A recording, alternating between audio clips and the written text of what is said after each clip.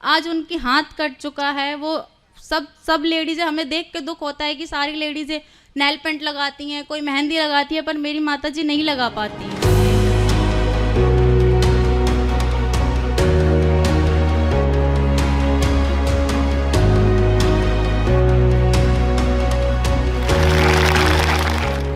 मैं रेखा देवी की पुत्री ज्योति हूँ और मेरी माताजी पढ़ी लिखी नहीं है, इस वजह से उनके विचार मैं खुद रखना चाहती हूँ जो वो उन ऑटो कंपनियों से कहना चाहती हैं।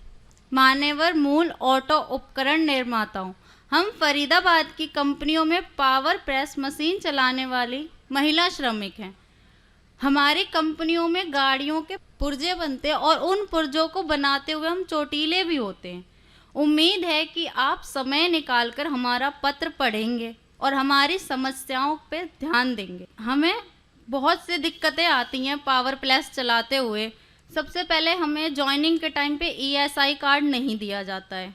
दूसरी दिक्कत, हमें हेल्पर बोल करके भर्ती किया जाता है, फिर हमसे पावर प्रेस मशीनें चलवाई जाती हैं। सैलरी पुरुषों के मुकाबले बहुत कम दी जाती है हमें। बिना सेफ्टी के मशीनें चलाते हैं। प्रोडक्शन का इतना दबाव रहता है कि पानी पीने, टॉयलेट जाने पर भी डांट सुननी पड़ती है। ओवर टाइम का पैसा भी पूरा नहीं दिया जाता। काम करते हुए चोट लगने पर कंपनी से बाहर निकाल दिया जाता है। इतनी कठिनाइयों के बाद भी हमें काम करना पड़ता है क्योंकि हमारी मजबूरी है। हमें अपने बच्चों को अच्छी शिक्षा, बेहतर भविष्य देना होता है। हम उम्मीद करते हैं कि मान्यवर ऑटो कंपनियां वाली हमारी सेफ्टी का ध्यान देंगी, हमें पुरुषों के बराबर सैलरी दिलाने की कोशिश की जाएगी और व्यवस्था बनाई जाएगी पुरुषों के बराबर ही।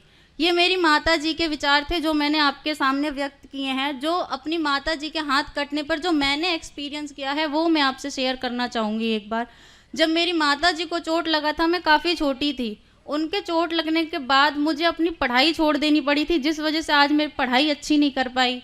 मेरे फादर की इतनी अच्छी सैलरी नहीं थी कि वो हमें अच्छी परवरिश दे पाए। हम 4 भाई बहन होने के बाद हमारी माता जी को जॉब छोड़ के घर बैठना पड़ा था। हमारे लिए वो जॉब पे लगी, उनकी वजह से हम 3 बहनें, हमें अच्छी शिक्षा नहीं मिल पाई। यही मैं चाहती हूँ, जैसे दिक्कतें मुझे सामना करनी पड़ती है, बहुत से बच्चों को करनी पड़ती है, तो मैं चाहती हूँ ये कंपनियाँ सोचें, समझें, इन दिक्कतों पे ध्यान दें। धन्यवाद। मैं इतना ही कहना चाहूँगी।